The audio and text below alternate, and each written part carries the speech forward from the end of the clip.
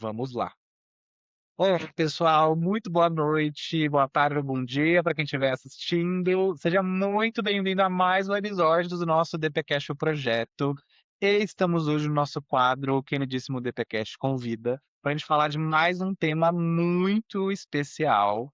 Então, sejam muito bem-vindos ao nosso podcast, que, lembrando, para a gente falar de forma muito acessível, descontraída, bem-humorada, por que não, de todos os temas relacionados ao universo de operações de RH e departamento pessoal. Então, eu estou aqui, Gui Silva, com a Sara Pereira. Diga aí, Sara. Olá, meu povo, sejam muito bem-vindos. Amo mais um episódio. Adoro, continuem incentivando, continuem ouvindo o nosso podcast DPCast, o projeto. Tenho recebido muitos feedbacks interessantes, bastante pessoas nos marcando, inclusive no LinkedIn, falando que têm ouvido os episódios, que têm opiniões a respeito, dando tema. Então, assim, eu fico tenho certeza que o Gui também é extremamente feliz com o alcance que o nosso DPCast, o projeto pensado com tanto carinho, tem alcançado o público, da nossa área, que tanto precisa aí ser valorizado. E hoje a gente tem convidada e um tema super relevante, eu tenho certeza que vocês vão gostar, o Gui vai introduzir, trazer mais sobre o tema. Então sejam muito bem-vindos a mais uma roda de conversa aqui no nosso podcast favorito do nosso povo maravilhoso do DP. E hoje a gente vai falar sobre os benefícios mais comuns aí no Brasil, mas será que todo mundo conhece? Geralmente, a gente tem bastante dúvida, muitas pessoas têm dúvidas sobre o tema, e é um tema que geralmente pode ser tido como mal compreendido às vezes. E a gente vai falar sobre o PAT, o Programa de Alimentação do Trabalhador, e para super agregar aqui, uma pessoa super especial, estamos com uma convidada ilustríssima, a Yara Leal. Seja muito bem-vinda, Yara. Yara é uma advogada brasileira renomada, especialista em direito do trabalho e mentor emocional. Ela também é sócia no escritório PK Advogados, graduada em Direito pela Universidade Presbiteriana Mackenzie, especializada em direito do trabalho pela PUC São Paulo, referência na área trabalhista, e também uma atuação em um fortalecimento profissional feminino e abordagem de saúde mental no trabalho. Ela também é palestrante e coautora do livro Mente Sã, Equipe Forte, Estratégias e Conscientização, Intervenção e Promoção de Saúde Mental no ambiente corporativo. Além de ser mãe, ter uma família linda, ser uma profissional que eu admiro demais, uma mulher incrível. Seja muito, muito, muito bem-vinda, Yara. Obrigada, Gui. Obrigada, Sara, pelo convite. Para mim é um prazer estar aqui. Eu conheço o Gui há tantos anos, então agradeço o convite, agradeço a confiança, conhecendo a Sara agora. E para mim é um privilégio participar, contribuir com o setor de RH, que é um setor tão querido e tão presente na minha vida, né? Eu trabalho com muitos advogados, mas com certeza o RH, como coração da empresa, tem o meu coração também. Então, obrigada pelo convite, é um prazer estar aqui. E tenho certeza que essa nossa conversa vai ser muito esclarecedora para toda a galera do DP. Boa, muito, muito, muito, muito bom. É um prazer enorme te ter aqui. Muito obrigado pela disponibilidade. E aí, para a gente começar, Yara, quando a gente olha para o cenário atual das empresas no Brasil, de legislação, que a gente tem passado por inúmeras mudanças desde a pandemia, mudança acontecendo com um intervalo de tempo cada vez mais curto, né, mudança se alinhando cada vez mais ao nosso momento atual de sociedade, até de política no país, além de tendências tecnológicas também, com o tráfego remoto, né, muita coisa sendo esclarecida na legislação para esse tema. Quando a gente olha para o PAT, né, para o Programa de Alimentação do Trabalhador, qual que é o maior erro, assim, o erro mais comum que você vê as empresas cometendo hoje em dia quando a gente fala de PAT? Olha, as pessoas confundem muito o PAT simplesmente com um benefício, né? Seja o benefício de vale-refeição, alimentação ou até mesmo o benefício flexível. E colocam aquilo na pauta do dia sem a atenção necessária para esse tema. Por que que é importante essa atenção necessária? Porque esse benefício do PAT, além de trazer benefícios fiscais, garantir segurança jurídica para a empresa, ele tem muitos reflexos.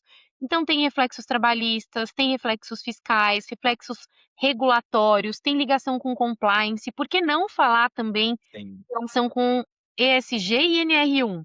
Então, o sim, PAT, o Programa de Alimentação do Trabalhador, ele visa o bem-estar dos trabalhadores. Então, não dá para a gente colocar ele na pauta do dia só como um cheque. Ele precisa efetivamente ser estruturado, aplicado de uma forma segura e correta, sob pena de exposição trabalhista, fiscal e reputacional até. Legal, legal. E aí, para a gente começar, eu acho que a gente sempre fala, né, o que as coisas são, né? É muito bom, eu acho que contextualizar e trazer um pouco de conceito. E a gente costuma ir pelo caminho o que é, mas eu também gosto da abordagem do que não é. O que o PAT não é? Tá? O PAT não é um benefício. Não é um Boa. benefício.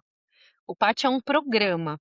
E eu acho importante você trazer essa importância da história, porque ela está completamente ligada ao programa O PAT em si. Pensa que em 1976, quando o PAT foi estruturado e publicado, a gente tinha trabalhadores que trabalhavam sem limites, com muitas horas Sim, de trabalho e trabalhavam sem intervalos.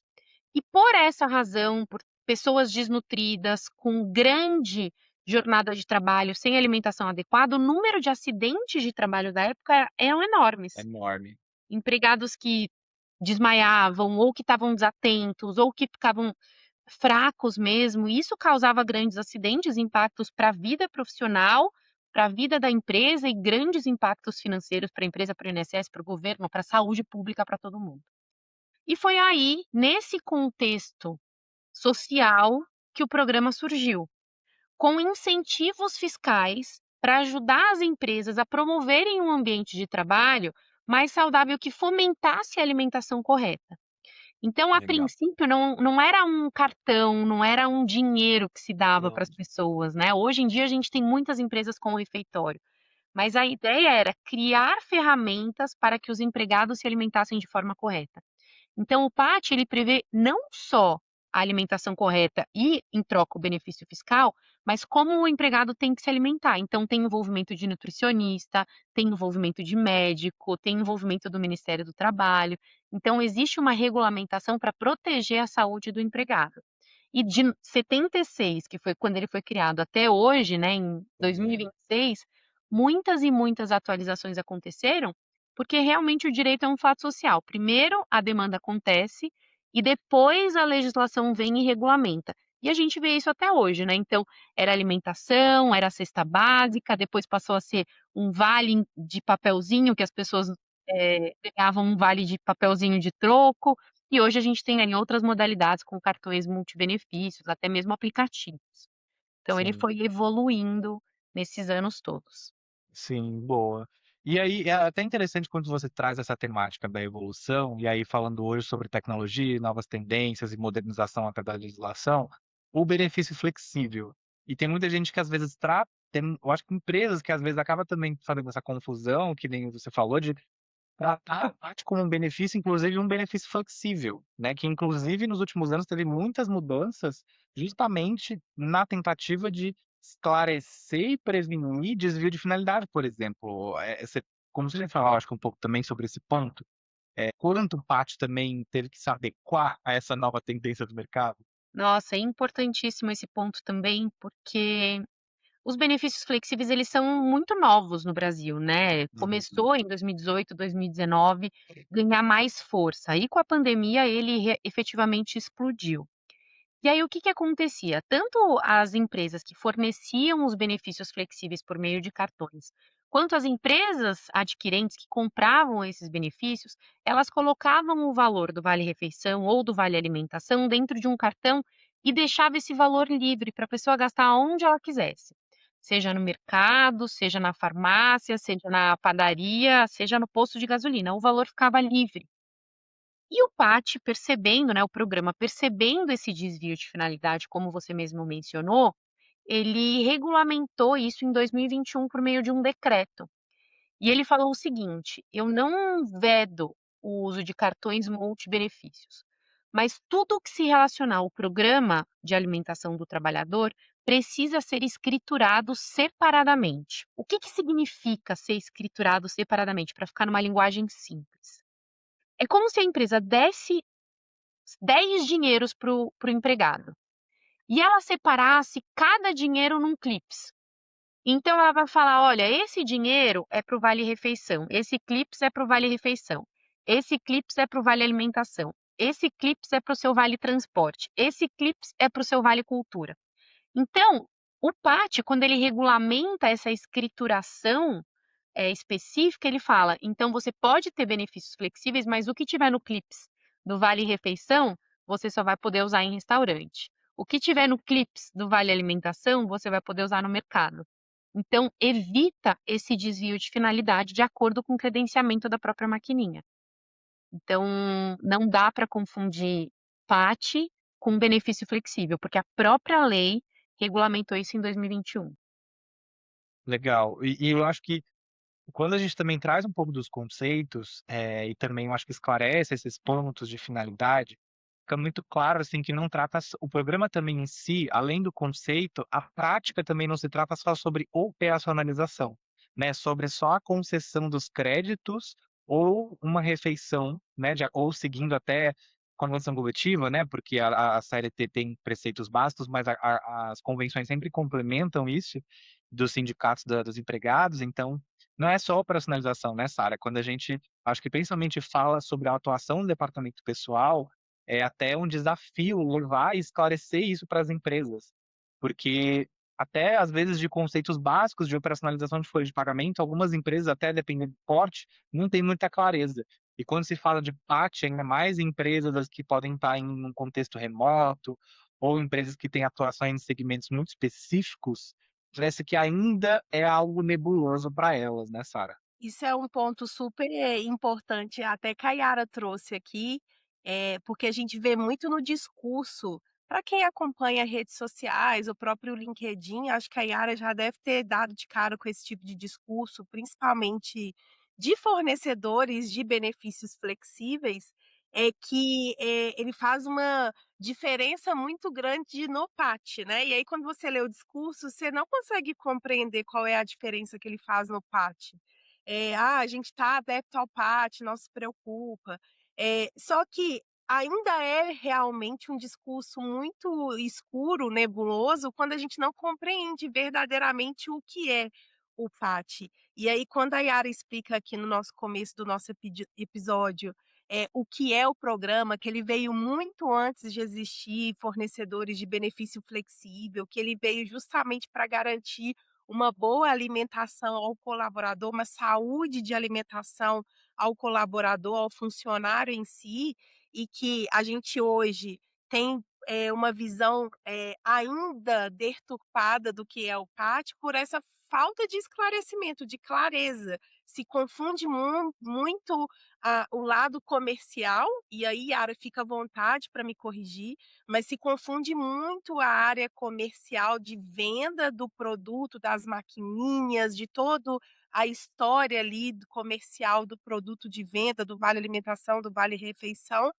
por um verdadeiramente insumo do que é o PAT, que é garantir essa saúde, alimentícia do colaborador ali, em que ele está se alimentando bem, garantindo a refeição adequada no seu dia a dia, seja no processo administrativo de um refeitório na empresa ou se é no cartãozinho que se dá e você compra sua cesta básica para comer em casa, fazer marmita, enfim.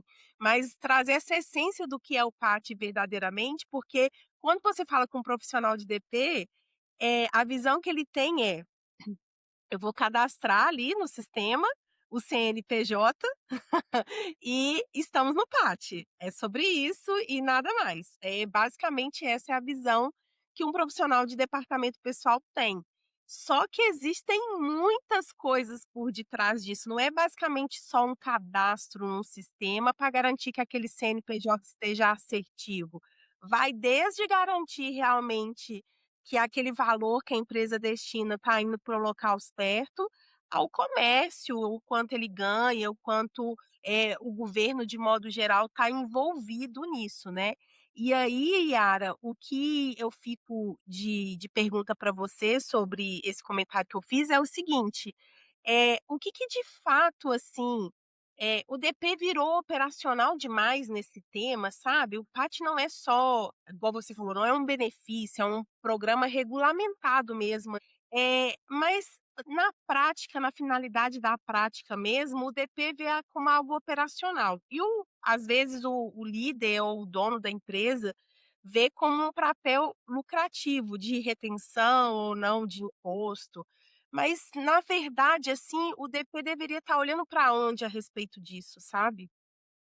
Sara, eu adorei esse disclaimer que você fez, porque é importante a gente pontuar o que, como o Gui falou, né, na pergunta, o que é o pátio, eu não falei o que ele não é. Eu falei que ele não é um benefício, mas para além disso, será que ele serve para todo mundo? Ou melhor, será que ele serve para todas as empresas? Porque em 1976 até 2017, que foi quando existiu a reforma trabalhista, existia uma discussão enorme sobre a natureza jurídica desse valor pago para os empregados de vale-refeição e alimentação. Se eu desse R$ 500 de vale-alimentação ou vale-refeição, a discussão era: esses R$ 500 integram o salário do empregado? Isso reflete em 13º, férias, FGTS, horas extras, aviso prévio? E até 2017 isso foi muito discutido. Em 2017, com a reforma trabalhista, entrou lá o parágrafo 2º do artigo 457 da CLT, que falou o seguinte: os benefícios de vale-refeição, né? Tudo que fala de vale-refeição é alimentação. Ele fala de alimentação, mas fala refeição e alimentação. O contexto é comida, tá? Independentemente se eu compro arroz cru ou arroz cozido. O contexto é comida, é alimentação nesse sentido. Quando eu concedo alimentação ou um valor de alimentação para o meu empregado, ele não tem natureza salarial desde que eu não conceda esse valor em dinheiro. Então, eu preciso conceder isso por meio de cartão, por meio de refeitório, por cesta básica, qualquer meio de alimentação que não seja o dinheiro. E antes de 2017, para que não tivesse sido reconhecida a natureza salarial, eu precisava estar no PAT. Depois de 2017, eu não precisava mais estar no PAT para não ter a natureza salarial do benefício concedido. Então, deixou de existir a necessidade de inscrição no PAT puramente. Hoje ele não é mais obrigatório para a caracterização dessa natureza salarial. Então, por que as pessoas fazem essa inscrição no PAT? Por que o PAT ficou tão importante ainda hoje? Já que a lei prevê que eu não tenho mais risco de ser reconhecida a natureza salarial. E aí, Sara, eu respondo, porque as pessoas estão no piloto automático. Porque elas não param para pensar, para entender qual que é a razão das coisas existirem. Eu não estou dizendo que o PAT não faz sentido porque a lei prevê isso. Não é verdade. O PAT ele é importante para as empresas, principalmente que estão no lucro real. Por quê? Porque as empresas que estão no lucro real, elas têm benefício fiscal. Então, o que elas concedem de benefício de alimentação, elas conseguem abater um percentual do imposto de renda da pessoa jurídica. Então, do ponto de vista fiscal, faz todo sentido. Do ponto de vista trabalhista, para as empresas que estão no Simples Nacional ou no lucro presumido, não faz mais sentido estar no PAT, porque o risco de reconhecimento de natureza salarial e reflexos trabalhistas e reflexos previdenciários, recolhimento de INSS, deixou de existir. Então, acho importante as pessoas não só estarem no piloto automático, mas questionarem: faz sentido na minha empresa eu estar no PAT? Porque você estar no PAT sem precisar é uma yellow flag. Você pode ser fiscalizado por demandas que você nem precisaria ser fiscalizado. Super importante falar isso, porque a gente vê realmente uma onda de apertadores de botões quando a gente fala de PAT, né.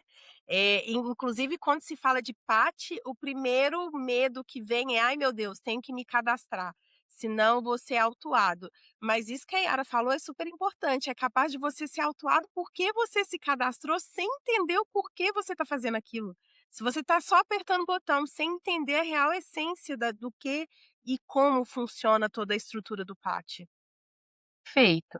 E outra coisa que eu queria complementar é que, assim, dar vale-refeição, né, conceder vale-refeição e vale-alimentação não é uma obrigação legal. Eu até anotei aqui para eu não esquecer de falar, porque o Gui trouxe essa informação e eu achei importante esclarecer o porquê. Qualquer empresa não tem a obrigação legal de dar o vale-refeição e alimentação. Ela só é obrigatória se estiver previsto no acordo coletivo ou na convenção coletiva de trabalho. E não são todas as convenções coletivas que têm. Então, importante. Saber se faz sentido eu estar no PAT. 2, saber se a minha convenção coletiva ou o meu acordo coletivo prevêem essa obrigatoriedade. E 3, Sim. ainda que não preveja, ainda que eu não tenha obrigação legal de dar o benefício, do ponto de vista financeiro faz todo sentido para a empresa conceder esse benefício. Por quê?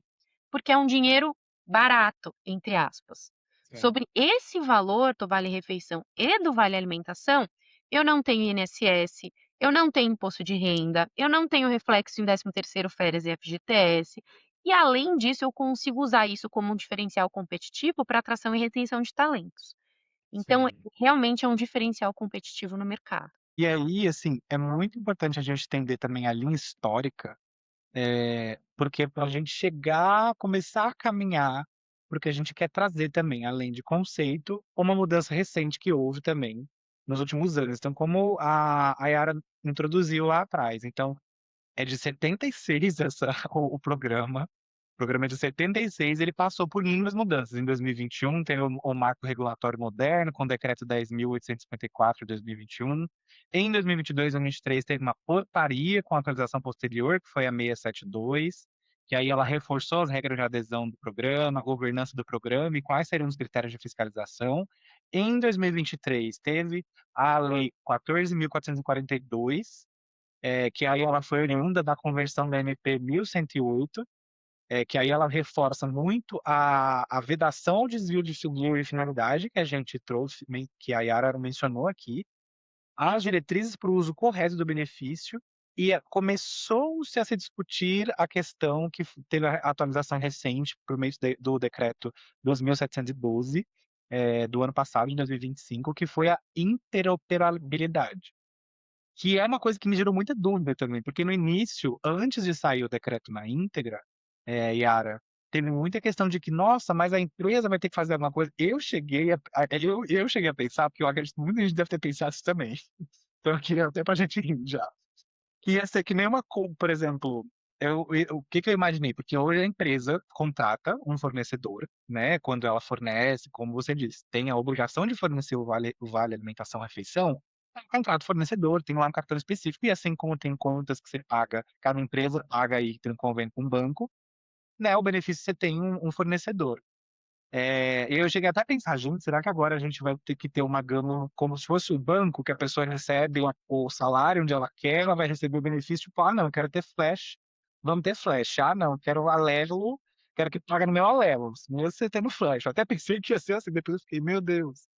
Mas depois o decreto saiu. E aí ele trouxe, né, muitas clarezas, e aí aprofundou essa questão do fim do rebate, ou fortaleceu esse conceito de interoperabilidade.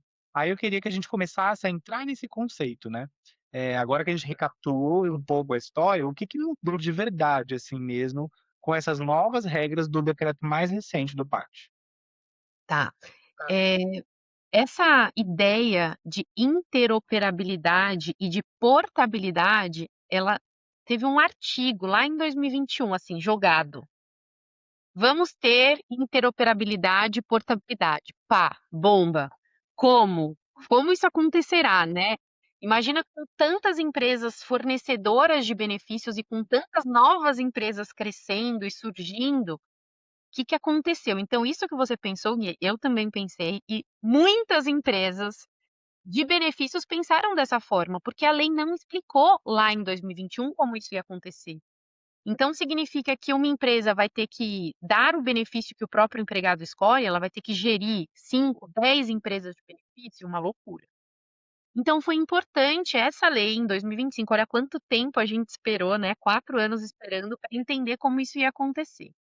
De fato, quem determina, o que que a lei fala, né? Quem determina o fornecedor de benefício é a própria empresa. Então, a empresa vai contratar uma fornecedora de benefícios e essa interoperabilidade, na verdade, ela garante pro empregado a utilização do cartão próprio em mais estabelecimentos.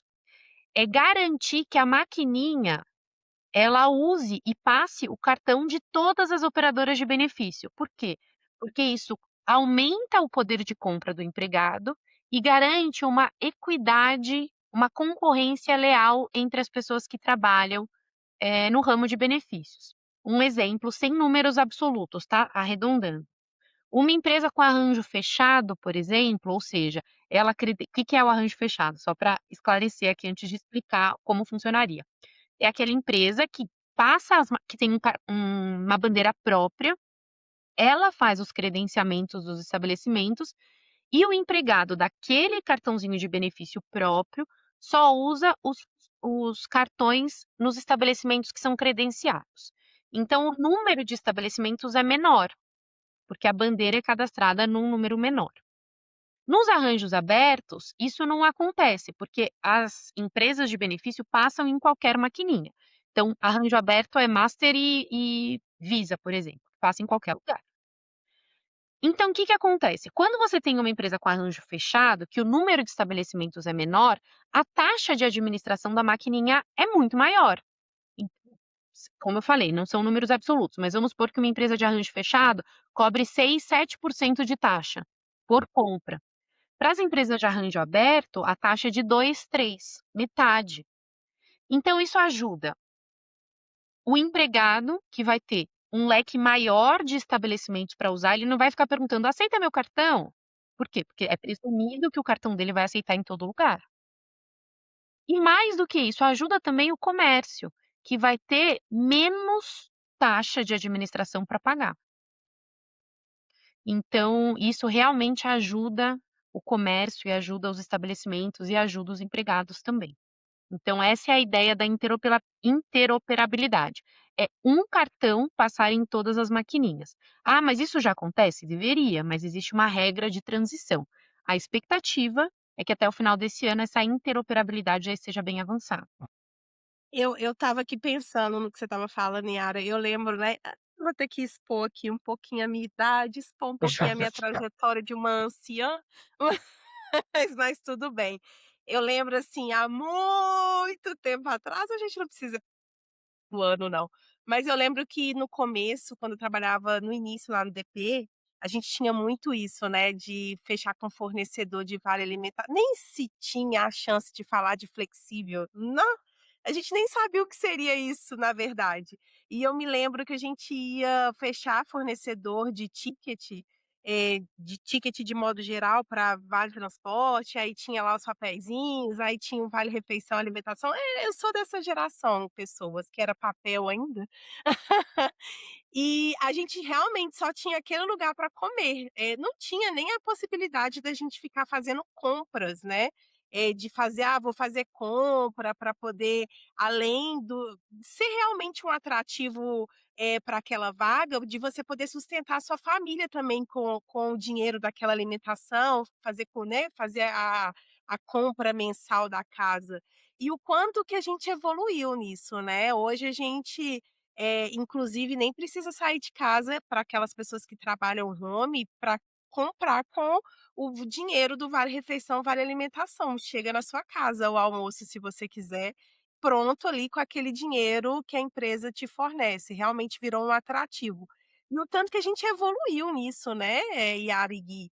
E é normal o Paty também evoluir, começar a trazer vantagem comercial, o mercado mudou muito, os clientes mudaram muito, a gente hoje tem facilidades que a gente jamais imaginaria que a gente teria há 2, 3 anos atrás, é super normal o mercado se ajustar, né. Agora assim, eu fico me perguntando sobre a responsabilidade, eh, nessa nova regra do PAT do DP da empresa, assim, o que que mudou hoje com essas regras novas? 5, 6 meses atrás, eu sou péssima com time, hein, gente, então vocês me corrigem.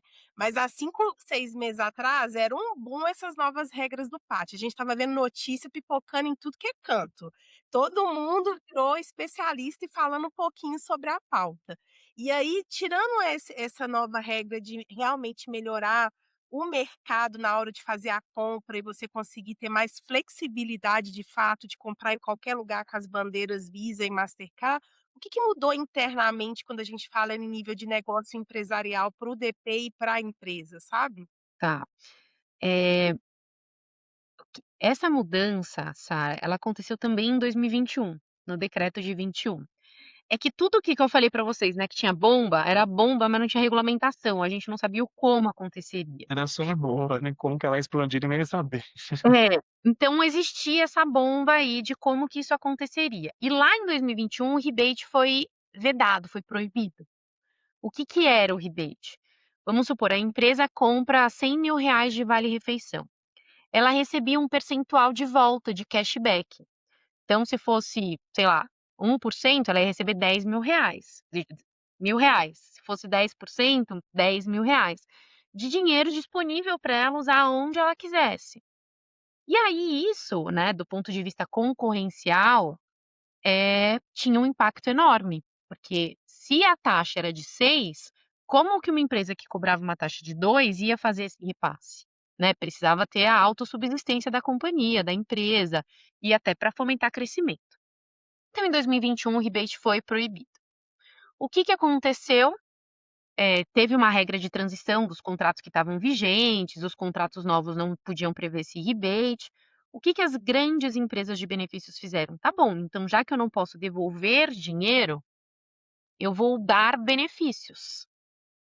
E aí começou a dar benefícios indiretos ou benefícios diretos. Dava viagem, dava aplicativos de saúde e bem-estar, plataformas de saúde mental, dava condições diferenciadas de compra, dava presente. Começou a dar benefícios indiretos. Para quê? Para que as empresas fechassem com eles. Não recebiam dinheiro vivo, mas recebiam dinheiro de outras formas. E aí, o ano passado, vedou-se, falou: olha, não é nem rebate, nem benefício direto, nem benefício indireto. Colocou todo mundo dentro da mesma bacia e falou: agora todo mundo trabalha da mesma forma.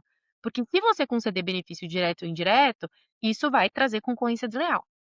Então, essa foi uma mudança importantíssima que causou um impacto gigante, não só nas empresas de benefício, mas nas empresas que também compram os benefícios, as empregadoras, porque elas contavam com dinheiro de rebate, deixaram de ter o dinheiro do rebate. Aí elas passaram a ter benefícios que supriam esse dinheiro que elas perderam, e aí elas deixaram de ter os benefícios também. Então, as empresas fornecedoras perderam, as empregadoras perderam também, mas no final do dia, o programa de alimentação do trabalhador quer proteger e valorizar o empregado, é o empregado no centro. Então, o empregado gasta mais, o estabelecimento ganha mais, né? Então, o valor final da comida deveria ficar mais barata, já que o percentual da administração também é menor. Sim. Então, a Uhum. ideia é trazer esse viés social, tá? De concorrência Sim. leal e de dinheiro no bolso do empregado mesmo. Bom, sim. E querendo ou não, tentar impulsionar mais poder de compra, né, porque, como a senhora falou, como eu já tive bandeiras mais restritas de arranjo fechado, como você disse, quando a gente entrava no ar quando tinha na época da pandemia, por exemplo, entrava no iFood, quando tinha aquela bandeira, o número de estabelecimentos reduzia, tipo, 90%. É Era verdade. assim, era muito gritante, assim, eu falei: "Mas gente, mas eu não tenho mais onde pedir então". Então a restrição realmente, assim, para o usuário na ponta, pra pessoa empregada, e pra pessoa beneficiária do programa, era um impacto enorme. E por muito tempo, antes de ter as empresas de arranjo aberto, isso durou. E aí o que a gente consegue também tirar, um pouco desse bloco do que a gente trouxe aqui, é muito de que nem sempre, infelizmente, a prática de mercado, ela é, às vezes, equivalente à prática legal. Porque o programa sempre existiu com uma finalidade de proteção, inclusive, não só da pessoa, mas da saúde, o que impacta bem-estar, né? Porque a gente está falando de saúde física, alimentação, que impacta bem-estar, que a gente fala muito, né? Inclusive também saúde mental. Se o meu corpo não estar bem, a minha mente também não vai estar, né? Então, o programa já existe há muito tempo, com uma finalidade que a gente entende que clara, expressa, e mesmo com isso, o programa teve que passar por várias transformações e adaptações que afunilaram ainda mais e reforçaram e reafirmaram a finalidade dessa proteção, né, e eh, desse foco na pessoa empregada. Porque no passado, com esses rebates, tinha muito essa questão de concorrência desleal, inclusive ela levou as empresas de arranjo aberto a processar as empresas de arranjo fechado por por essa prática, né, por isso, ocasionar a concorrência desleal, que a Yara mencionou aqui. Então, eu acho que o mercado vem passando por muitas transformações, e a legislação acho que tem ficado mais atenta a isso, né, porque antes a prática comercial parece que se sobressaía à prática legal. E eu acho que a gente vê isso se transformando e isso ficando mais claro. É claro que a gente vê desafios muito grandes, como as empresas terem um entendimento claro da legislação, as áreas também internas responsáveis por isso, como a área de departamento pessoal, operações de RH, ou qualquer que seja o nome das empresas, também estarem alinhadas e tentar também ser uma área que vai se aprofundar e difundir isso com a pessoa empregadora e falar: olha, essas são as práticas, o programa é mais amplo do que isso, como que a gente vai trabalhar isso aqui internamente. Também não só para ter compliance trabalhista, mas também porque a empresa é um recorte social, né? Então ela também tem um papel enquanto um recorte da sociedade. Então, eu acho que a gente volta de novo nesse lugar de que a gente precisa relembrar o foco e o porquê das coisas e a aplicabilidade no negócio, e também relembrar também o impacto que o negócio tem, né, porque a partir do momento que eu trago essa questão do que serve ou não para o negócio, também pensando não só, no cara, mas nas pessoas que compõem aquele negócio, eu também reforço qual que é o nosso papel como organização, né, e qual que é o impacto que a gente quer gerar. Exato. Eh E aí a gente vai, e aí falando de impacto, a gente já vai para o próximo bloco, né, Sara? Que a gente inclusive justamente quer falar um pouco mais sobre esse tal desses impactos.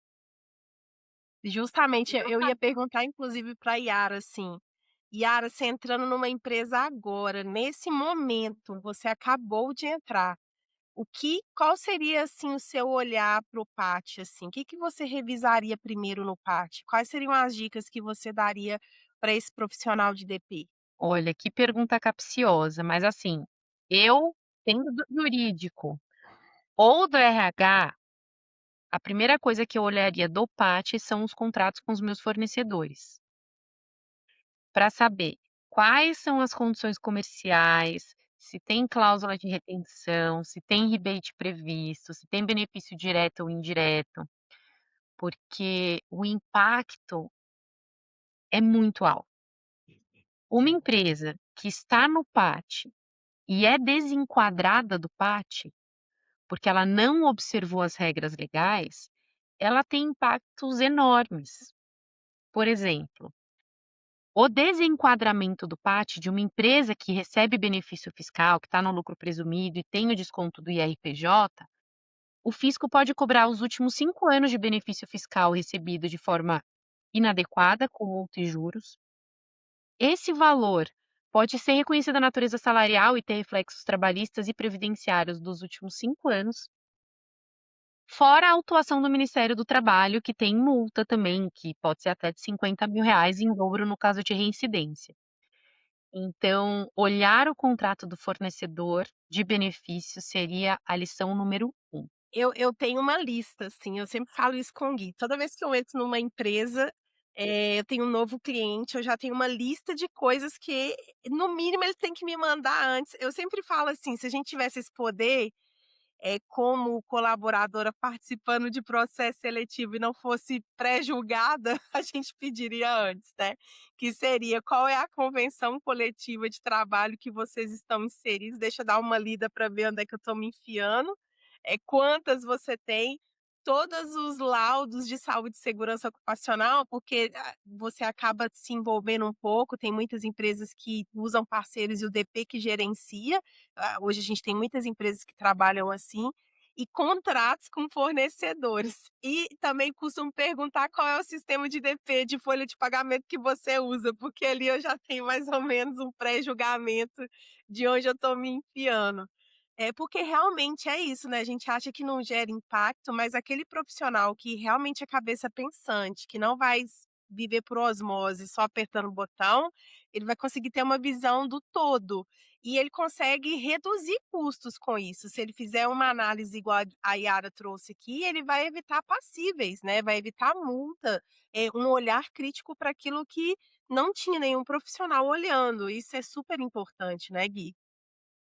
E isso eu acho que também leva ao que a gente sempre traz um pouco aqui no DPCast, que é a gente realmente ter uma atuação que é estratégica sem ser clichê, assim. Não é estratégico porque a gente usa tecnologia, não é estratégico porque a gente está tendo um olhar muito mais do que processo, mas é estratégico justamente porque traz os elementos do que a gente está falando aqui, né? A gente entende o conceito, entende a finalidade, a aplicabilidade, o impacto que aquilo vai ter para as pessoas ou para o negócio, né? A partir da tomada de decisão que vai ser baseada em dados, que acontece quando a gente tem esse entendimento, né? Então, quando a gente e aí, eu acho que uma coisa que a gente tem que lembrar também, é, além, claro, da gente se manter atualizado, conectado, e principalmente quando a gente é o dono, né, desses processos na empresa, melhor do que a gente saber, a gente ter o telefone também de quem sabe. Porque a verdade é essa, assim, a gente não vive no mundo de Bob, né? A gente, às vezes o caos engole a gente, às vezes a gente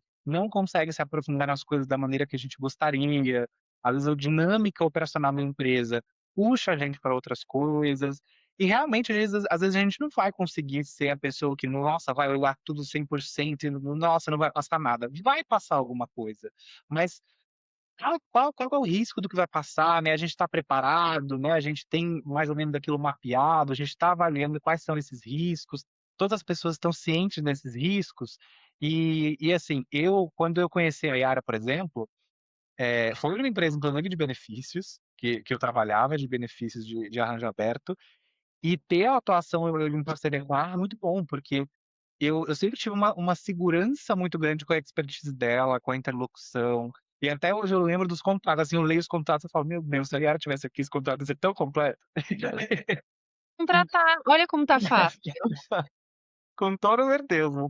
E é isso, assim, quando a gente tem pessoas também do nosso lado que a gente pode contar, comunidade, né? Quando a gente está conectado com a comunidade também, e a gente tem parceiros e fornecedores muito conectados com as nossas necessidades, que também estão dispostos a, não, eu vou te ajudar, a gente vai se aprofundar, tem aqui um caminho, você não consegue fazer isso, a gente faz isso junto de alguma forma.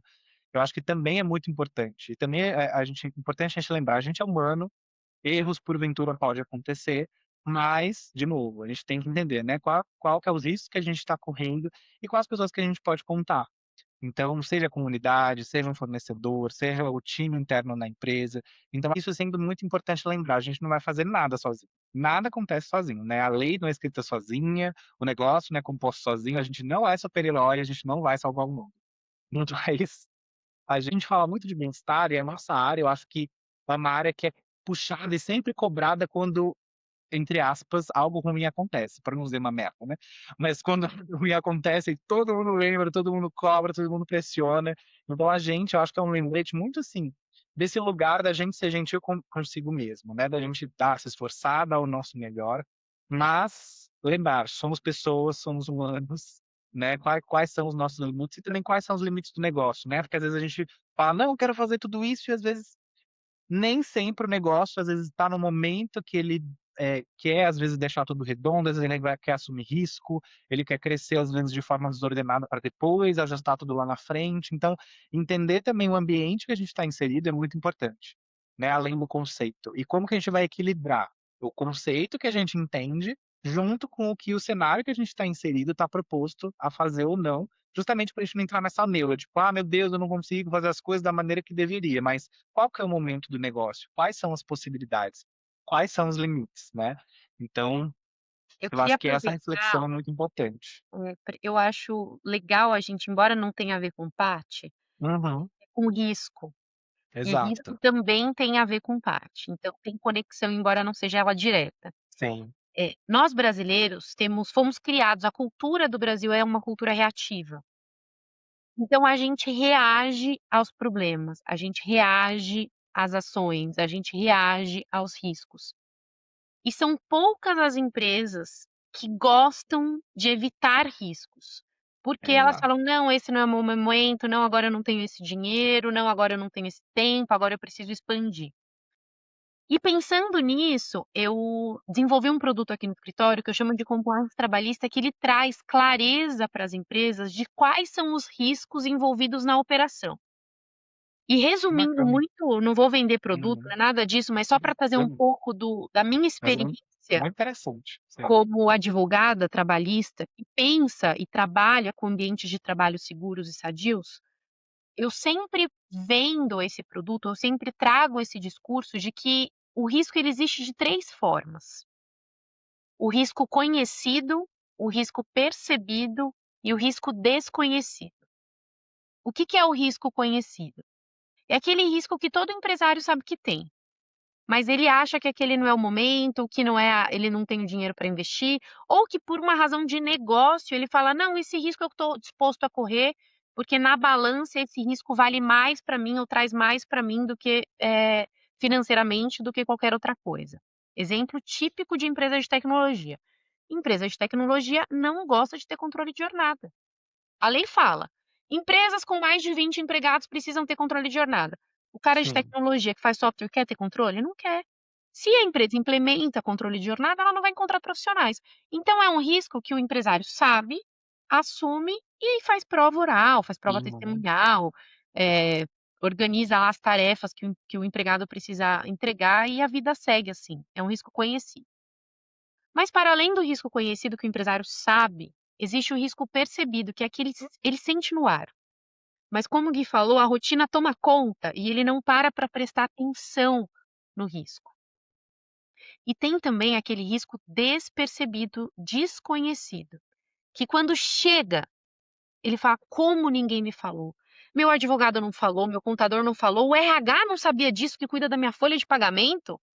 Como que o meu financeiro não falou que eu podia ser descaracterizado do PAT e ter que devolver o benefício fiscal dos últimos 5 anos?". Então, quando eu falo de risco trabalhista, tem a ver com cultura da empresa, porque tem empresas que preferem investir de largada e fazer as coisas da forma mais correta possível para evitar esse passivo. Passivo trabalhista, passivo fiscal, passivo reputacional. Porque hoje, muito diferente do que 10, 15, 20, 30 anos atrás, a empresa escolhia o candidato, hoje os candidatos escolhem as empresas que eles querem trabalhar. Então, a importância da gente ter os riscos mapeados, mitigados, para garantir esse ambiente realmente atrativo e competitivo. Então, esse programa de compliance é muito legal. Ai, que legal. Eu acho muito interessante Yara, você trazer isso, porque quando eu participei de negócios, que tiveram se preocuparam com sustentabilidade, quando a gente fala de escalada do negócio, para mim foi um divisor de águas no mundo profissional, porque construir coisas de maneira que você está agindo de maneira preventiva e não reativa, porque eu já tive nos 2 cenários. Uma empresa que, nossa, era até do varejo alimentício, que expandiu muito, muito rápido, tinha muitos negócios em diferentes lugares, diferentes localidades, e escolheu, se adequar a algumas questões depois. E isso tem uma série de consequências. Isso tem além do compliance trabalhista, tem impacto operacional, tem impacto em clima, tem impacto em engajamento do time, em retenção, como você está falando. Então, acaba você construindo um ambiente onde, para além dos fatores de impacto financeiro e de compliance, você também tem um impacto organizacional muito grande em clima. Principalmente no time que cuida desses processos também e das lideranças que vão estar ali conectadas com todos esses desdobramentos. Então, estar no negócio pelo oposto também foi uma experiência muito interessante, porque você falando, eu lembro, né, da construção. E é muito gostoso, porque você sabe que você está trabalhando também, e você está ajudando a construir um negócio que também está preocupado. E nos tempos de hoje, assim, quando a gente também fala de negócios sustentáveis, a gente vê muita coisa no mundo acontecendo e a economia acontecendo, e a gente vê também muito desperdício de dinheiro. Só no processo trabalhista a gente tem bilhões aí em combinações e que poderiam ser evitados, e esse dinheiro ser direcionado para força de trabalho, para ou gerar mais postos de emprego, ou ter negócios mais sustentáveis, que vai no longo prazo também não precisar ficar encerrando, adaptando, fazendo right sizing, adaptação de tamanho de negócio e tanta mobilidade de emprego, de emprego e desemprego e tudo mais, e afetando os indicadores do país dessa forma. Então, eu acho que quando a gente também fala de impacto e a gente olha para esse lugar mais amplo, quando a gente levam produtos, como que você mencionou, de compliance trabalhistas para as empresas agirem de forma mais preventiva. Eu acho que a gente é bom a gente lembrar que no cenário no Brasil, que cada ciclo político passa por muitas mudanças, a gente impacta isso também, né. Então eu acho que quando a gente fala de ambientes organizacionais, a gente sempre também parece que olha só para dentro da empresa, e esquece que a empresa ela tem um papel na sociedade, num lugar, o impacto seja no estado onde ela está, no bairro ou no país como um todo. Aham. Então, de novo, essa atuação preventiva que você traz, leva muito as empresas a serem sustentáveis também nesse ponto, e ter uma responsabilidade social até maior, às vezes de forma até indireta, né, não que às vezes ela está querendo porque tem empresas que têm essa finalidade, esse compromisso, e tem empresas que não. Mas eu acho que a partir do momento que a empresa adota essa postura, ela reforça esse compromisso que ela tem enquanto, né, mais ali uma esfera na sociedade, né. Eu concordo 110% com o que você disse. Em abril de 2026, o número de ações trabalhistas no judiciário superou 2016, que era antes da reforma trabalhista, porque a reforma trabalhista veio para reduzir o número de ações. Exato. E a gente, em abril de 26, a gente superou o topo de ações trabalhistas do Brasil em 2016. Então, assim, o número de ações trabalhistas é enorme, é um número crescente, e é o que você falou, é energia desperdiçada, é dinheiro desperdiçado com coisas que poderiam ser evitadas. E a Sara trouxe um ponto importante nessa lista de coisas que ela olharia, que seria a questão de saúde ocupacional. O número de atestados médicos apresentados hoje nas empresas é enorme. Eu não estou aqui para falar se estão corretos, se estão errados, porque até porque eu não sou médica. Não estou falando se são falsos, se são cavados, não é esse meu ponto. Mas assim, o quanto que isso impacta na empresa, porque eu tenho um empregado afastado por 15 dias, a empresa pagando esse empregado por 15 dias sem trabalhar. Aí eu tenho um empregado que fica para cobrir o empregado que está afastado, porque está doente, e ele está sobrecarregado. Aí ele é o próximo a ficar doente. Aí eu já tenho duas Sim. pessoas doentes e afastadas. E aí vira um ciclo assim, importantíssimo, e as empresas não estão olhando para isso. Por quê? Porque a gente não está falando só de prevenção para evitar passivo trabalhista, a gente está falando de mais dinheiro no bolso mesmo, é lucratividade, Sim. produtividade, cuidado, bem-estar, evitar esse tipo de coisa. Então, trabalhar com prevenção, trabalhar com compliance é muito bacana. No final desse trabalho, né, do compliance que eu falei, a gente apresenta um quadro de risco em que a gente coloca vermelho, coisas que precisam de ajuste imediato, amarelo e verde. Falando que precisa ser ajustado, qual é o impacto financeiro, reputacional, de cultura. Então, efetivamente, esse é um trabalho bem legal, bem importante, que eu acho que precisava ser olhado com carinho, sabe, para as empresas, esse olhar de prevenção mesmo. Que, como eu Hum. falei, é lucratividade, não é despesa, é investimento. Exato, exato. Acho que é muito importante, porque assim, o ponto que você trouxe quando você falou, tipo, se a empresa for descaracterizada, o fisco pode cobrar os últimos 5 anos de benefício, por exemplo, do PAT. Isso impacta, o custo para a empresa, porque imagina, assim, não vai depender da empresa, o momento que a empresa está. E quando a gente fala, do PAT impactar o custo da empresa, principalmente de força de trabalho, de forma estratégica, quando além de atratividade, a atratividade e a prevenção, né, pega muito nesse ponto também. Porque aí, a gente pode ter o pátio usado de forma estratégica, ou não, né, se, como você falou no início, se a gente não entende o contexto, a aplicabilidade, se para aquele negócio, né, faz sentido ou não, aí tem um efeito rebote, que é o que a gente está falando aqui, que é dinheiro sendo desperdiçado, que é dinheiro sendo jogado fora. E aí, Sara, será que o DP está preparado para esse nível de governança? Porque a gente fala muito de prevenção, né? E aí a Sara até trouxe alguns elementos, né? De ter um DP que tem essa visão, né? Qual o nosso enquadramento sindical, né? Qual o nosso contexto, qual o sistema, qual a ferramenta. E quando a gente fala de governança, né? De mitigar, a gente precisa ter, porque muitas empresas também têm isso, tipo, vamos mitigar risco, mas não tem nem processo às vezes para as coisas. E aí, como que eu vou mitigar risco com a inexistência de processos? Será que os DPs estão preparados, esses negócios estão preparados, Sara, para esse nível de governança? Isso é uma ótima pergunta, é uma ótima pergunta. E que inclusive casa perfeitamente com o cenário que a gente vem, mudando dentro do departamento pessoal, deixar de Exato. ter aquele olhar só operacional para começar a ser estratégico, né.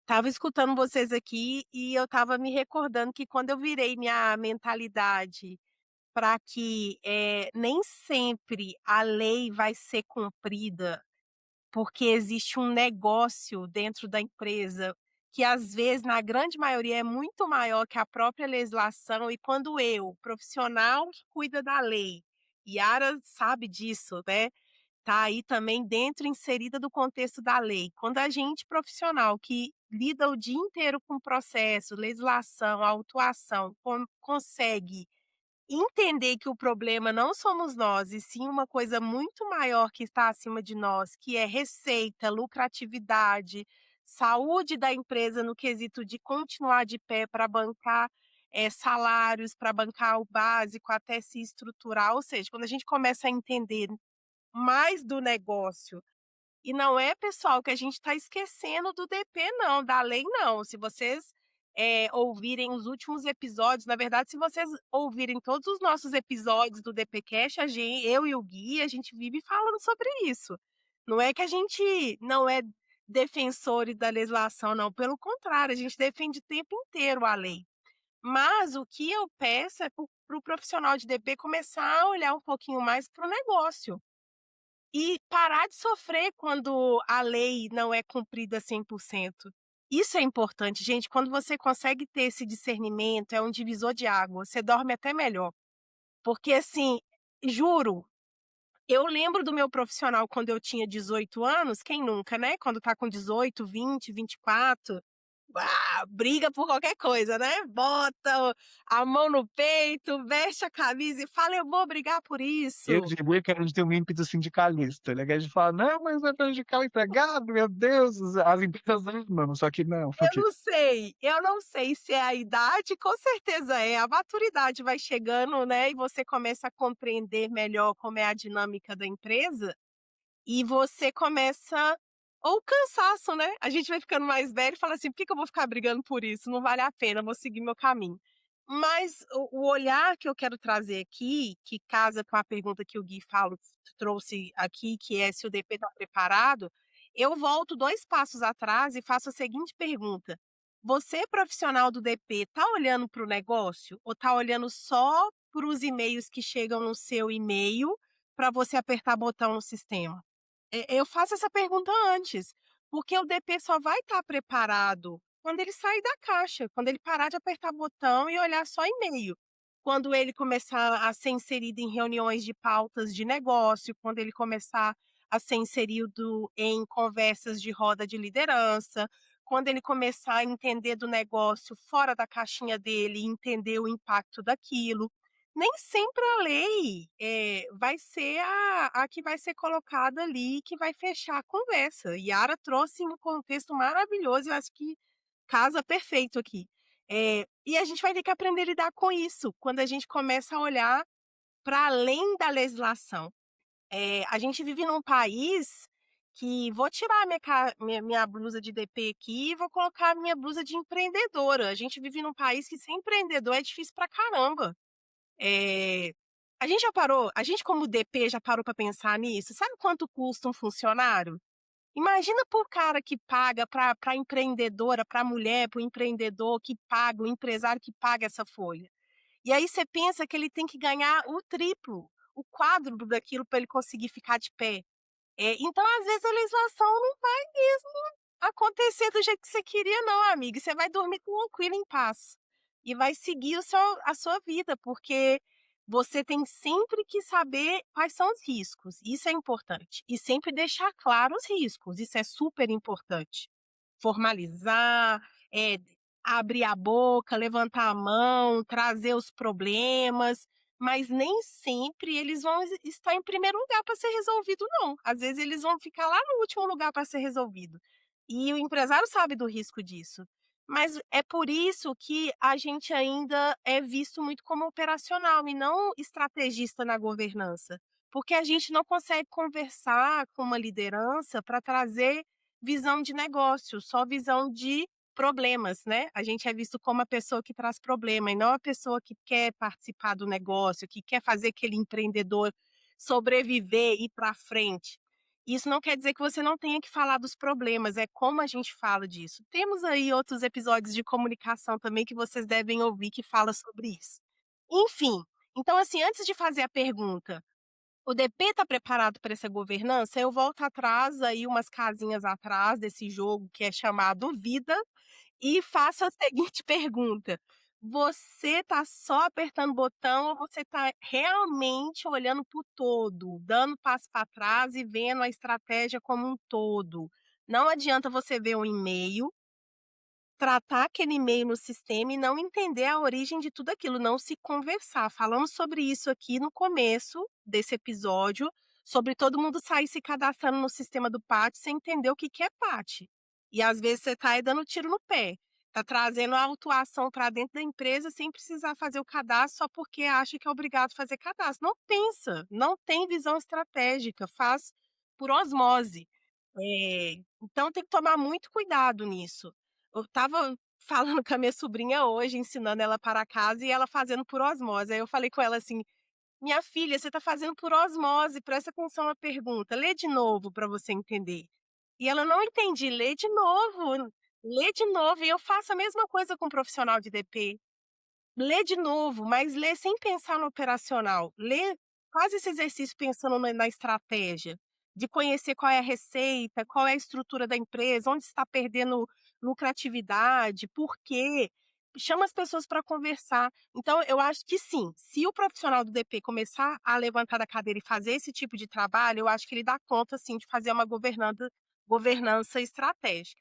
Mas se não, ele vai continuar, com medo. E ele vai tratar de forma imatura o tema, né. E aí tá o seu diferencial. Acho que é isso que a gente tem que esse seria meu conselho para quem trabalha no DP, sabe. Se aprofundar mais, buscar mais. Eu sei que a gente está numa era digital, que as informações chegam muito rápida e que a gente está perdendo a preguiça. A gente está ganhando preguiça e perdendo a vontade de ler, de se informar mais, de buscar informações verdadeiras. Eu falo muito isso, voltando a falar da minha sobrinha, que ela quer informação rápida, essa nova geração, né, eu quero aqui mastigado. Hoje teve um exercício, eu vou dar isso como exemplo, porque isso casa muito no nosso dia a dia. Ela teve um para casa hoje que ela tinha que fazer, interpretação de texto, e o texto era enorme, e ela tinha que procurar no texto as respostas para responder as perguntas. Ela estava com preguiça, ela queria a resposta pronta. Joga no chat ChatGPT e traz a resposta. Eu falei assim: "Minha filha, aí você tem chão demais ainda, a vida não é assim não, tá? Você vai ter que buscar as respostas, vai ter que se aprofundar, ler o texto de novo, lê amanhã se você não entendeu". A vida é assim, gente, a gente precisa parar de fazer as coisas por osmose. Nesse caso, você vai sim conseguir ser mais estrategista, vai conseguir ser um DP mais maduro, com uma visão mais madura das coisas e entender o contexto. Tomar muito cuidado com o que a gente lê. A gente lê umas coisas que são escritas para dar engajamento, para gerar, para ser viral, e nem sempre é completo. Escreve do jeito que viraliza, não do jeito que a gente precisa, compreender. Então busquem a informação com profissionais, igual a Yara, com episódios como a gente está gravando aqui no DPcast, que aprofunda mais no assunto. A gente precisa aprofundar mais nos assuntos e ficar feliz com isso, sabe, que, conversas inteligentes, né, eu sempre falo isso, adoro ter conversas inteligentes, eu saio, feliz, parece que meu dia rendeu, porque eu tive uma conversa com pessoas inteligentes, eu adoro esse tipo de conversa. Então Sim. é importante a gente começar a refletir sobre isso, no caso a gente está falando sobre PAT, mas de modo geral sobre esse profissional do DP, sabe? Sim. Antes de você me fazer a pergunta, Sara, só quero comentar o que você trouxe, que eu achei muito bacana também, porque as pessoas elas precisam ser corajosas em entender um contexto. E ser empresa empreendedor no Brasil é ter coragem por Sim. natureza. E se a gente não fosse assim, se os empresários e os empreendedores não fossem assim, o Uber não existiria, Exato. direito é fato social, o Airbnb não existiria, a pejotização não existiria. Tudo que eu trouxe aqui, enfrenta a legalidade, né, o que eu disse, direito é fato social, primeiro as coisas acontecem, depois a regulamentação vem. Até hoje não tem lei que regulamenta o Uber. Quantas ações na Justiça do Trabalho no cível não existem? O Uber não, o Airbnb teve regulamentação o ano passado, e ainda construção jurisprudencial, não é lei. Nossa. Então, precisamos ter coragem também de enfrentar o sistema, sabe. E olha que eu sou uma advogada falando isso. Por quê? Porque eu penso a favor do negócio, da Sim. lucratividade, e trouxe empresa é responsabilidade social. A Sabe? empresa precisa cuidar, e se para cuidar ela tiver que enfrentar o sistema, que assim seja. Eu tenho um cliente aqui no escritório, ele é uma empresa multinacional e ela gosta, ela tem essa postura de cuidado. E qual que é o ponto? Eles querem implementar uma política única que sirva para o mundo inteiro, o que é muito difícil, porque cada país tem a sua regulamentação, a sua disponibilização, então é muito difícil uniformizar isso.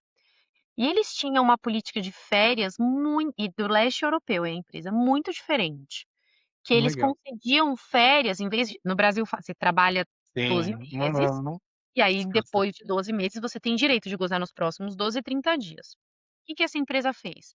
Ela contava em dias úteis, de acordo com o número de dias úteis que a pessoa trabalhava, ela conseguia tirar 2, 3, 4, 5 dias de férias. Então ela ia acumulando dias úteis, então a pessoa Sim. conseguia gozar até 30 dias de férias antes de ter feito 1 ano de trabalho. E aí entrou com uma e até então todo mundo feliz, todo mundo assinou as políticas, tinha treinamento recorrente, porque como a empresa cresce, né, e tem rotatividade, então eles tinham treinamentos recorrentes sobre as políticas internas globais. A pessoa entrou com ação trabalhista, falando que as férias Nossa. concedidas eram nulas, porque Meu ela Deus! ela gozou dos dias de férias, mas não estava em acordo com a legislação, que você tem que Ah, tirar 30 dias depois de 1 meu ano. Ela tinha Deus. trabalhado 1 ano e 3 meses e tinha tirado 36 dias de férias, picadas. Gente, mas ela tá sendo contraditória porque, tipo, até o princípio de legislação trabalhista fala que deve se prevalecer o que é mais benéfico para o empregado. Em teoria, por mais que exista legislação, antecipar férias é mais benéfico para a pessoa.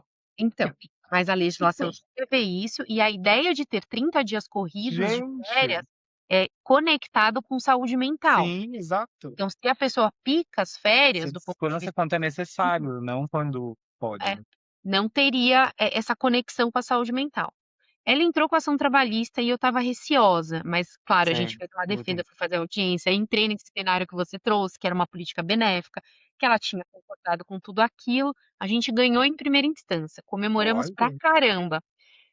Ela recorreu para o tribunal, eu fui fazer a sustentação oral, a gente ganhou também. Mas eu fiquei caramba. tão feliz, porque assim, é uma coisa que o tribunal, o judiciário, declarou de forma contrária à lei. Então, acho que assim, a gente não precisa só cumprir o que está ali, a gente precisa ser corajoso, porque nem tudo é o que está ali, né. Quantas coisas a gente não Sim, pode melhorar na vida do empregado, quantas coisas a gente pode melhorar na nossa vida, na vida da empresa, que eventualmente contraria, né, os padrões. Então não, pensar fora da caixa, pensar em coisas melhores, trabalhar pró negócio, faz todo sentido. Não estou legal. dizendo para não cumprir a lei, tá, eu só estou dizendo para a gente pensar fora da caixa. Exato, que eu acho que o que você trouxe, era justamente uma das perguntas que a gente ia fazer. Eu acho que é justamente isso que diferencia negócios maduros de negócios que têm um potencial de amadurecimento ainda. É essa visão, assim, de que até eu acho que para profissionais de DP também, essa visão é muito importante, de que a lei não deve ser aplicada a ferro e fogo, porque a época que ela foi escrita, e também às vezes a maneira como ela é escrita no país, é subjetiva, não é adequada ao que a gente está vivendo, ou que alguns negócios vivem ou querem praticar. Então e a gente tem que lembrar que a gente tem um aspecto social por trás de quem escreve a lei. É um homem hétero branco, né, com inúmeros privilégios sociais, e que a gente tem que lembrar que a gente coloca lá, né, a gente está num ano de eleição, eu acho que a gente tem que lembrar, não é sobre política, mas também é sobre política, porque tudo que a gente faz envolve política, né? Abrir um negócio, empregar pessoas, ter essa questão dessa visão de mitigação de risco, essa visão de pensar na aplicabilidade da lei, como que a gente também pode pensar nela de forma que não vai ser prejudicial para o empregado, mas que vai ser benéfico ao mesmo tempo, que foi essa política que você mencionou. Então, eu acho que quando a gente fala de negócio, de profissionais maduros, é, ou com potencial, né, de amadurecimento, a gente, para não usar imaturo, né, tão forte, mas eu acho que isso que você trouxe exemplifica muito bem, assim, desenha muito bem do que diferencia, assim. Eu acho que quando a gente fala de futuro, até de forma geral, acho que tanto para o programa do PAT quanto para a legislação do país como um todo, eu acho que é nesse caminho, assim, que a gente deve ir, assim, de olhar para a aplicabilidade, sempre pensando na finalidade e nesse impacto, sabe? E no nosso papel. Como que a gente está contribuindo para o que a gente está fazendo, sabe? E para a gente caminhar aqui, Israel, tem algum conselho que você daria, não só para profissionais também, enfim, né, sejam do DP ou, enfim, que estão ali atuando na frente dos negócios, mas para as empresas, quanto às mudanças que estão acontecendo, a aplicabilidade, assim, né, essa questão, porque a gente falou muito de risco, né, então, né, o risco tem um impacto direto para o negócio. Então, tem algum conselho que você daria para quem trabalha, né, para quem está ali, seja a pessoa empreendedora, que tem time, que não tem time, ou por time que está ali, é, de maneira geral, assim, sobre o programa que a gente falou, que refletiu aqui um pouco? Hum. A gente precisa tratar o benefício não como cheque, dar por dar. Porque as empresas, como eu falei, o empresário, o empreendedor é corajoso, ele arrisca, ele tem uma grande responsabilidade social, tem tantas coisas, tantos pratos para equilibrar, mas não necessariamente se usa a narrativa de uma forma correta. Então, investir em narrativa, desenhar políticas, comunicar política, falar para que ela serve, incentivar o uso adequado, eu acho que falta essa comunicação. O empregado ele entra na empresa querendo saber quais são os benefícios, o que que ele vai ganhar, mas ele se esquece das responsabilidades, das obrigações que Sim. ele tem. Então, eu acho que quanto mais transparência a gente construir nas relações, melhor. Isso tem Aham, a ver com PAT, tem a ver com benefício de flexível, com vale-refeição e aham, alimentação, sim. porque ele não é só um benefício. Então, eu acredito que desenhar políticas internas que alinhem expectativas do empregador e tragam clareza para o empregado do que se espera dele e do porquê se espera, eu acho que tantos problemas seriam resolvidos. E políticas simples, com comunicações simples, mas que tragam narrativas construtivas. Ah, Então, política de jornada. Explicar para o empregado de forma simples como que ele bate, quando que ele bate, se ele não bater, o que que acontece, fracionamento de férias, benefícios, sabe? Então, ter um documento simples, uma apresentação bonita, um onboarding adequado, um canal de comunicação que ele possa procurar. Eu acho que são coisas fáceis de serem resolvidas e que essa narrativa, essa comunicação se perde por esse atarefamento das pessoas. Elas ficam correndo atrás de coisas operacionais e elas querem olhar o tudo, mas não olham o todo, sabe? Eu acho que precisa alguém olhar o todo e criar uma narrativa, e não é uma narrativa feliz ou uma narrativa bonita, é uma narrativa construtiva, sabe? Eu acho que é isso que falta. sim, sim. Eu acho que o que você trouxe é muito importante quando a gente fala de coisas que funcionam, né? Efetividade, né? Como a gente falou de impacto. Como que vai gerar impacto? Porque eu falo até por mim, eu sempre tive muito esse ímpeto, assim, a nível pessoal e talvez um pouco profissional, projetado às vezes. Nossa, eu quero fazer um super projeto, uma coisa super elaborada. E não, a gente não precisa fazer a coisa mais complexa, a coisa mais, às vezes, bonita esteticamente. A gente precisa fazer algo que funcione, né? Então, o que que funciona? Acho que quando você fala isso, eu gosto muito desse conceito de MVP, que é o mínimo valor possível ali para aquele cenário, que muitas empresas de tecnologia têm esse conceito e tudo mais, mas não é fazer de qualquer jeito também, né? É fazer algo que funcione, né? Um básico bem feito, como a gente fala, até a gente falou em alguns episódios, é que realmente pensa no impacto que isso vai gerar e a gente vai refinando com o tempo, porque os negócios nascem assim, né? Como você falou, o Uber nasceu, tipo, ele não era aquele aplicativo bonito que é hoje, não tem as funcionalidades, todas as funcionalidades, não tinha a funcionalidade que tem hoje, e várias outras soluções que a gente conhece hoje, como a Netflix, por exemplo. Eu lembro que a Netflix no passado era uma página super feia, mas tinha lá os filmes mínimos, e aí ele é um dos maiores aplicativos de streaming que tem no global. Então, assim, tudo precisa ter um começo, né? Eu acho que quando você traz isso, eu acho que é muito, eu acho que conecta muito a isso, assim. E essa provocação que eu quero fazer para a gente encerrar, assim, a gente precisa começar, de alguma maneira, uma política, seja um slide, seja uma comunicação, seja um. E aí a gente vai melhorando isso com o tempo, porque o negócio também vai fazer isso, né? E eu li um artigo do presidente da Uber, ele fala: "Eu conversei com infinitos escritórios de advocacia e todos eles falaram não para mim, que o meu modelo de negócio não funcionaria no Brasil". Então ele foi contra tudo e contra todos, implementou hoje uma das maiores empresas do Brasil.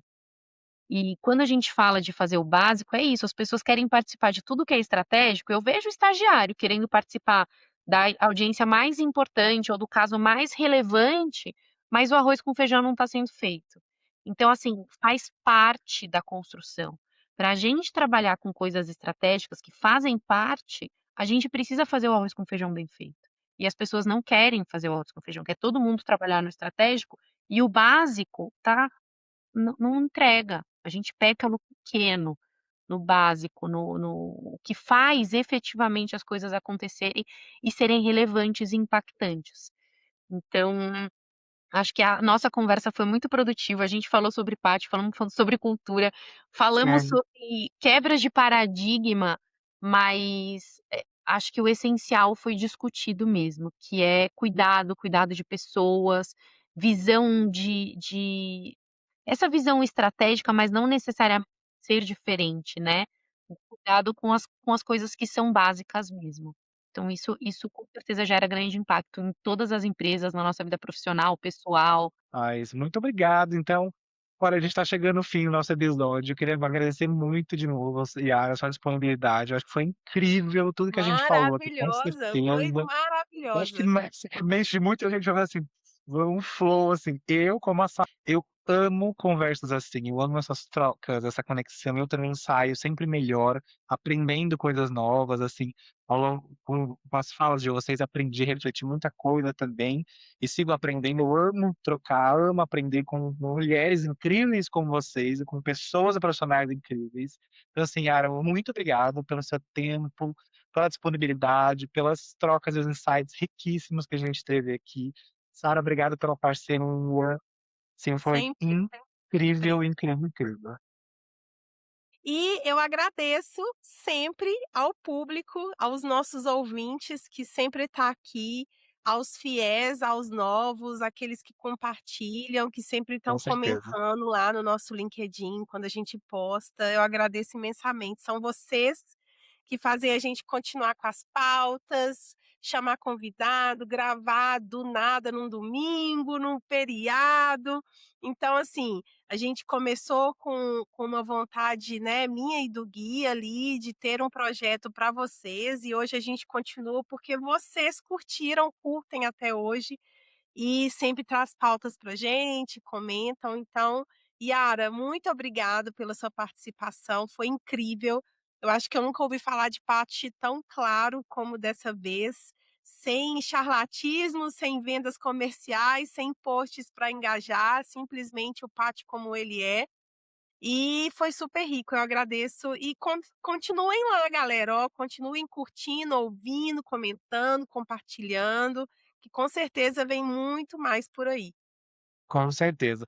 E sigam a Yara nas redes, a Yara é super atuante, também tem a página no Instagram. Eu vou deixar aqui na bio do episódio também o contato da Yara, do escritório, se quiserem contratar o produto, né, que mencionou, porque não, já não é público, mas, né, que eles pode ser que entre em contato com o escritório, querem acompanhar a Yara, o trabalho dela também, vou deixar aqui tudo facilitado para vocês na bio.